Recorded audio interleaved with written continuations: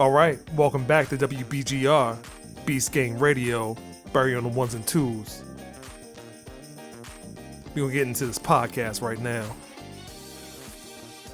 Welcome back to the Beast Gang Podcast. This is going to be Guardians of the Galaxy Volume 2. It's written and directed by James Gunn. He's known for Guardians of the Galaxy, Slither, which James might like, and Super. It stars Chris Pratt as Peter Quill, Zoe Saldana as Gamora, Dave Bautista as Drax, Bradley Cooper as Rocket Raccoon, Vin Diesel as I Am Groot, and Kurt Russell as Ego. The synopsis is set to the backdrop of the awesome mixtape number 2. Guardians of the Galaxy Volume 2 continues the team's adventures as they unravel the mystery of Peter Quill's true parentage. Alright, so I'm just going to give a very brief overview. It opens with a driving scene. It stars a very young-looking Kurt Russell talking to Peter Quill's mother, and he takes her to a forest to show her a plant. Then it shoots to 34 years later. There's some banter, and there's also a opening battle music sequence versus the squid monster with the Guardians of the Galaxy. Groot dances basically throughout the whole boss battle. Drax tries to take credit for the battle. They go to receive their reward from the Sovereign, and when they're about to leave, the leader, who is the High Priestess, named Aisha, asks Peter Quill about his upbringing. He says something funny. Rocket Raccoon insults him. They take Gamora's sister, who is the reward, to a holding cell, and they all leave. It's later found out that Rocket Raccoon stole some batteries from the Sovereign. Because he stole something, they chase him down, they shoot down the ship they are all in, they escape and crash land, and when they're crash landed on the planet, Peter's father, played by Kurt Russell, shows up. He's a godlike character. He wants to show Peter what he was meant to do in life, and that's where we'll stop. So let's go with Mike. What did you think of Guardians of the Galaxy Volume 2? Me personally, I loved it. I thought it was great. If you like the first one, then I don't understand how you wouldn't like the second one, because everything they did right with the first one, they seem to just parallel and do with the second one and did it correctly. The humor was still funny. The characters were already developed, so you just got to know them a little bit more, which was great. The storyline made sense to me. I thought the action was good. It had everything that I think a movie should encompass. It had heart, had humor, had action, had a little bit of drama, had a message, and I think it was a really great movie.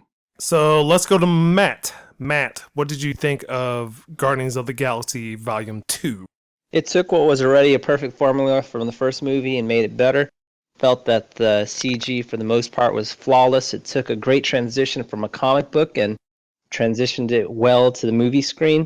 The soundtrack, just like the first one, was amazing and provided depth to characters that many people knew very little about. For those that didn't follow the comic books or had no idea as far as the characters, they didn't watch the first one. Hopefully they watched the first one. A lot of the characters you felt more emotionally connected than the previous movie. Not that the first movie wasn't good at all. The first movie was amazing.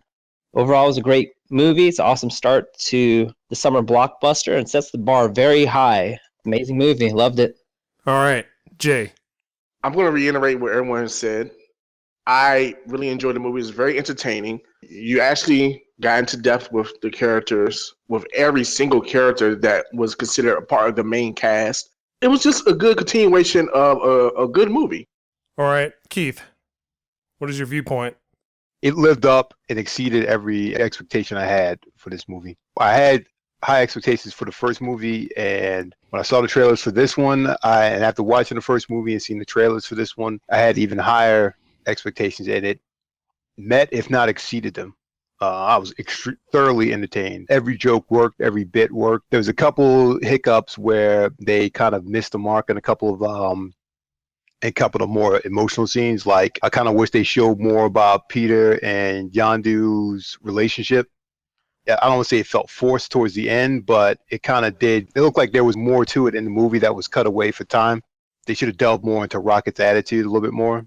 But I appreciated what it was, and you kind of get the gist of it once you watch the first movie, and you kind of read between the lines. I'm just going to list some positives, some observations, and some negatives. So one of the positives is that there was good de-aging makeup for Kurt Russell, and much better than another movie that I'm going to reference later. The Michael Rooker angle was pretty good. Sylvester Stallone being in the movie was a surprise. I try to stay away from buzz around large movies. I like the angle for Kurt Russell, and also like the Rocket Raccoon fight scene.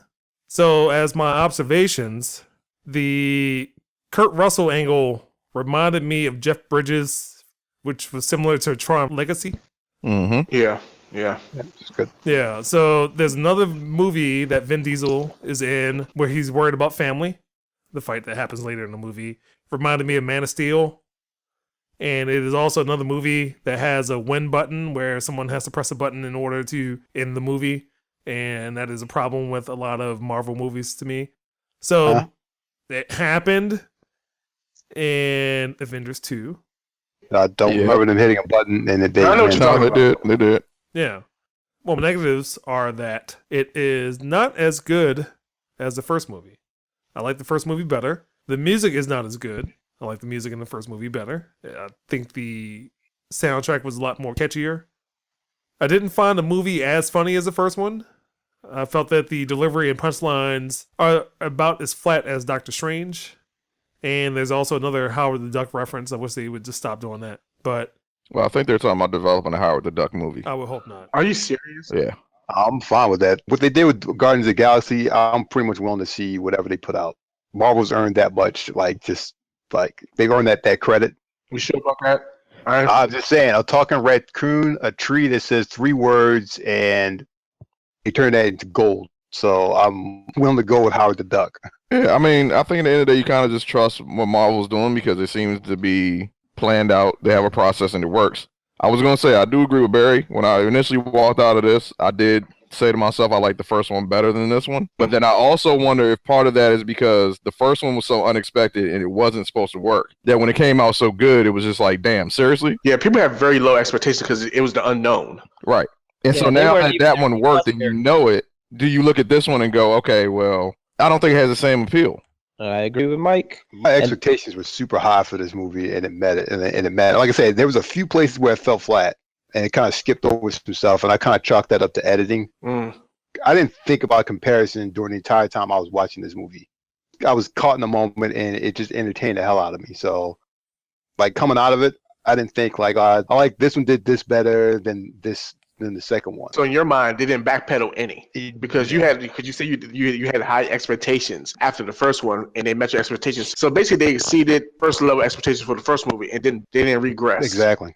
I like the fact that as far as CGI, because typically when people think of sequels, it's like, all right, more action, more explosions. This actually went the opposite way, where it was more on like character development Yeah, it was rather definitely. than It was relying on definitely CGI. Same amount of action, the same pace as the first one. Although I'll agree with Keith regarding the pacing towards the end. A portion of the end seemed a little bit rushed as far as between Yondu. I mean, like what he said earlier, appreciate it for what we did have. So.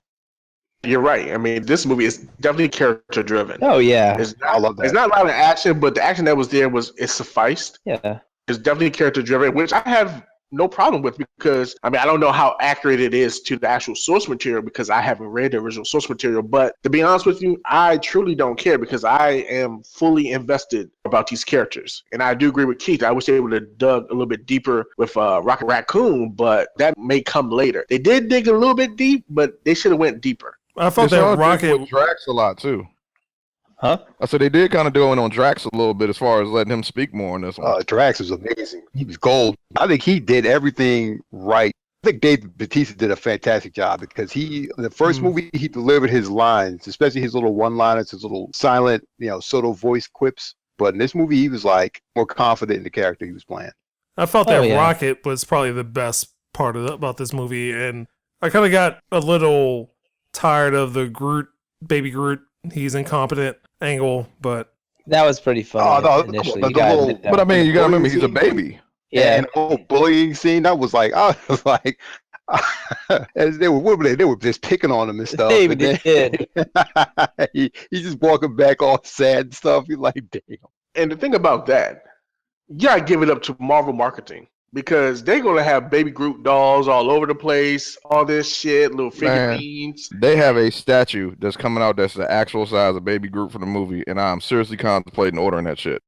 Because he just looks back and goes, Groot, put your seatbelt on. I He know, just looks back and he's eating Skittles. I'm like, I'm just like, And in the middle of the battle, waving. This movie is very entertaining, and there's something that I did not like, but like I said, this is a personal thing. I'm getting tired of the theme of family, man. agreed. I co-sign. It's like, come on, all right, we get it. I mean, you saw Fast and Furious, that was all about family. This is all about family. I think I saw another movie that's all about family. We get it. It seems like it's being just shoved down our throats. But I mean, it was brought up very little in the first one. At the end, We Are Groot, that was the big family thing. That was like the stamp of approval for like them being a unit. So And Diesel's best acting. Vin Diesel's great. uh, We're going to get into the questions. So, question number 1. Where does this rank in the current Phase 3 Marvel Cinematic Universe?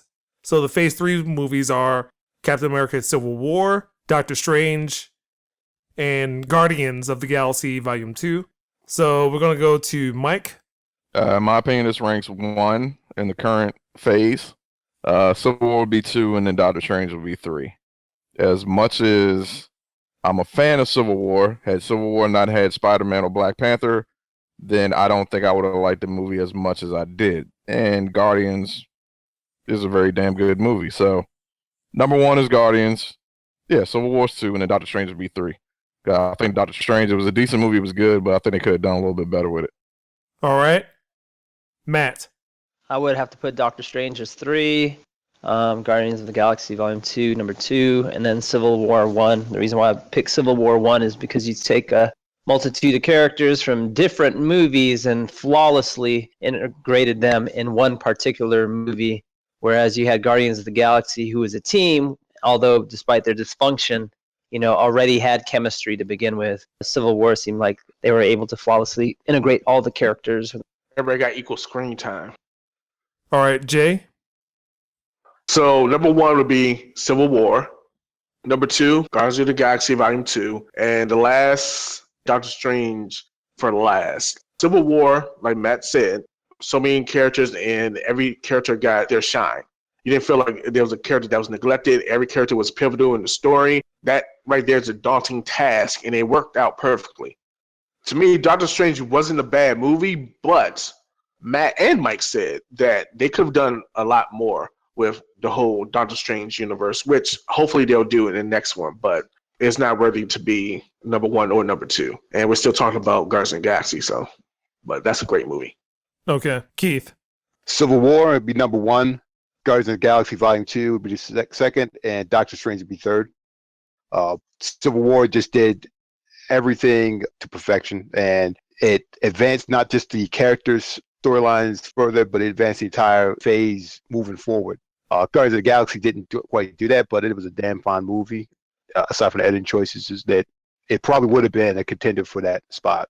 Doctor Strange, good movie, decent movie, but in terms when you compare it to other Marvel films, it falls way short. So it's a distant 3. All right, my ranking would be Captain America Civil War, Guardians of the Galaxy, and then Doctor Strange. I think that out of the Phase 3 movies, that Civil War is a stronger movie, has a lot more going for it, and a lot better arc for the future. Doctor Strange, maybe not so much, but this one is a good movie. I like it, but I don't necessarily love it. So the next question will be, where does this movie rank in the entire Marvel Cinematic Universe? So the first question was just Phase 3. This one is the entire cinematic universe. And I'll try to narrow the question down a little bit. So I'm just looking for your top tier movies, your bottom tier movies, and where this movie ranks in your list. So I'm going to list all the movies in order of release. Iron Man, number 1. The Incredible Hulk. Iron Man 2. Thor. Captain America, the First Avenger. The Avengers, Iron Man 3. Thor, the Dark World. Captain America, the Winter Soldier. Guardians of the Galaxy, Volume 1. The Avengers, Age of Ultron. Ant-Man. Captain America, Civil War. Doctor Strange. And Guardians of the Galaxy Volume 2. So, Mike. So again, I'm just looking for your top movies, bottom movie, and where this would fit into that. Well, my top tier movies are Guardians of the Galaxy 1, Captain America Winter Soldier, Avengers. My bottom tier, absolute bottom, is Iron Man 3. And then I'm really shaky on what else is bottom down there. Guardians of the Galaxy Volume 2 would be more towards top tier for me. Because again, like I said, Guardians of the Galaxy, I still go kind of teeter back and forth about my top 3, but it still remains probably my favorite Marvel movie, and this one's just a complete continuation of that. So it's not in the top 3, but it would probably be between top 5, top 6. All right, Matt. Absolute bottom, I'd probably go with Incredible Hulk, Doctor Strange, and Ant-Man. I didn't really enjoy those movies that much. As far as top movies, Civil War, Guardians of the Galaxy, and Guardians of the Galaxy Volume 2. Okay. And Jay. Okay, well, the lowest movie to me, like the worst movie in this whole Marvel Cinematic Universe, Iron Man 3. And then before that, I would probably say Doctor Strange, The Avengers, Age of Ultron. Top tier would be Civil War, Guardians of the Galaxy, Captain America, Winter Soldier. And I would put this in my top 10. It'll be in my top 10, more so probably around like 7 or 8. All right. And I'm curious which ones are before it. Jay, would you like to answer that question? The first Thor.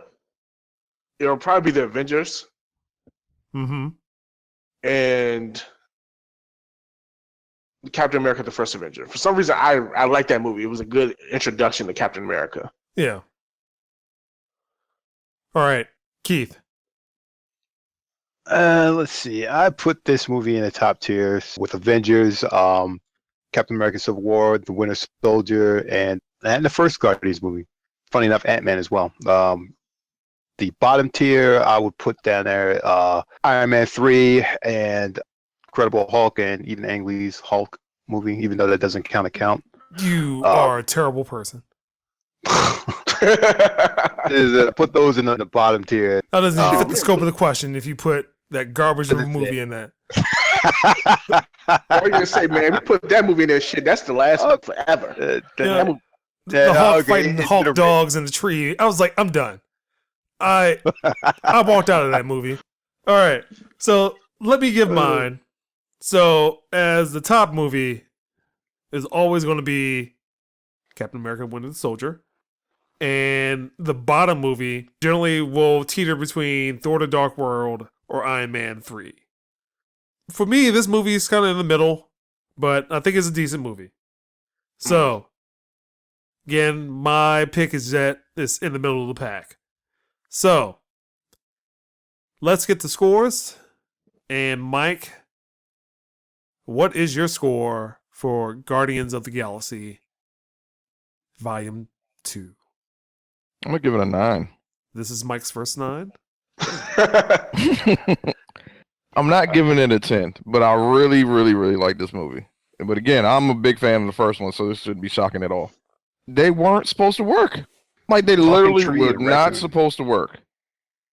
And it's one of the best damn Marvel series going, period. Yeah. And sequels usually do not hold up to the first one. And this one is like, you just took a pause, and then it just kept going, and it was still great. But still not better than the first one. That's why I said I'm stuck on 9. So you give the first one a 10? Yeah. Yeah. Oh, yeah. First one, I can tell you this, and I hadn't felt like this about a movie in a very long time. When the movie literally ended, and I'm talking about all the credits stopped, seeing the post-credit scene and all that, I wanted to yell to the projector person, hit rewind and hit play again and not move. Like DVR. Yeah, seriously. Like, it was that damn good. When I walked out, I would go buy another ticket, spend my money, and go right back in and watch it again. All right, Matt, do you like the movie? And what is your score?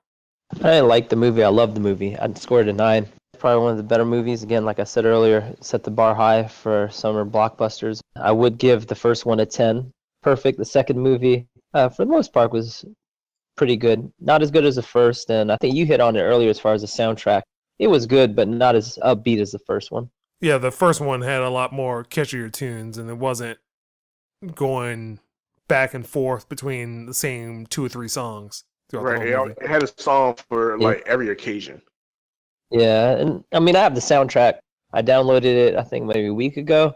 And although, there's songs like, hey, I remember the song, it wasn't as catchy or as upbeat, make you want to tap your foot. But again, one of the things you also got to think about with this movie is that it's kind of like a getting to know you and the inner secrets or the demons for some of these characters, which provide a little bit more emotional connection to those. All right. So, Jay. I give this movie an 8.5. And the reason why I give it an 8.5 is because I was really invested into the characters. I actually wanted to know more about the characters, but the comedic timing was pretty good. The lines were delivered fine. It was just, everything worked. In the first movie, you could tell they didn't quite have it because they were getting to know one another. With the beginning of this movie, you see that they've been together for a while. You see the progression of their relationships from the first movie to now, which is a great thing. And like I mentioned before, this movie is very character driven, which is also great. This is the personal thing for me. I'm getting tired of the whole family element in every movie that I've seen so far. It's all about family, James. It's all about family. It's just kept. You're so anti-family, James. Huh? Nothing. So Beast Gang's all about family, Jay. All right. Keith. I give it a 9. It was a fantastic movie. I'll be watching it again. Guardians of the Galaxy, I didn't know what was going on. I had kind of low expectations for that first movie, and I went there and I was blown. I couldn't believe they actually made that work. It's just a continuation of that, and it added more screen time for all the characters.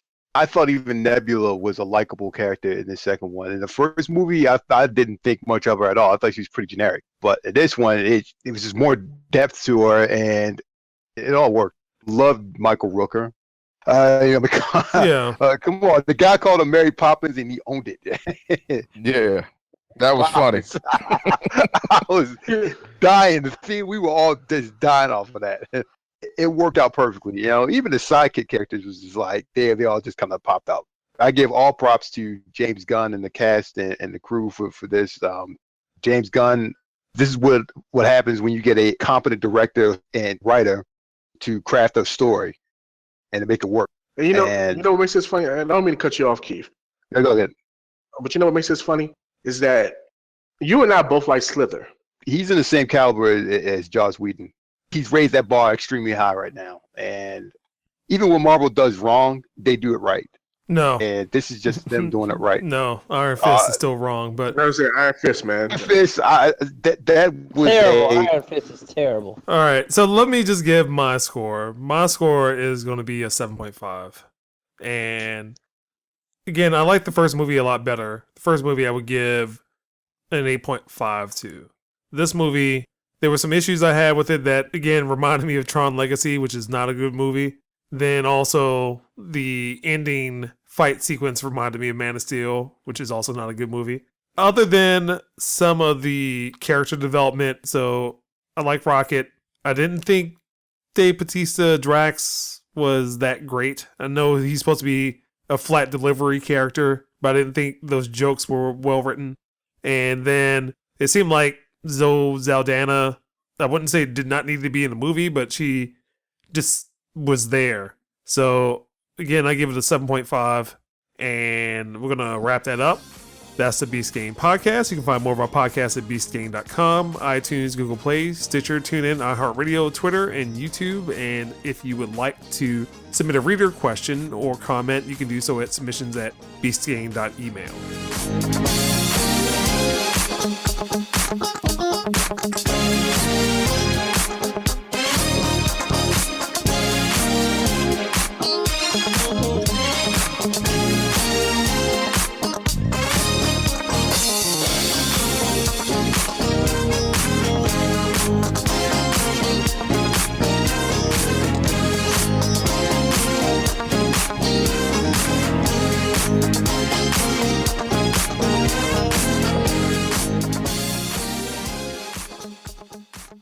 Keep your dial while you got it locked.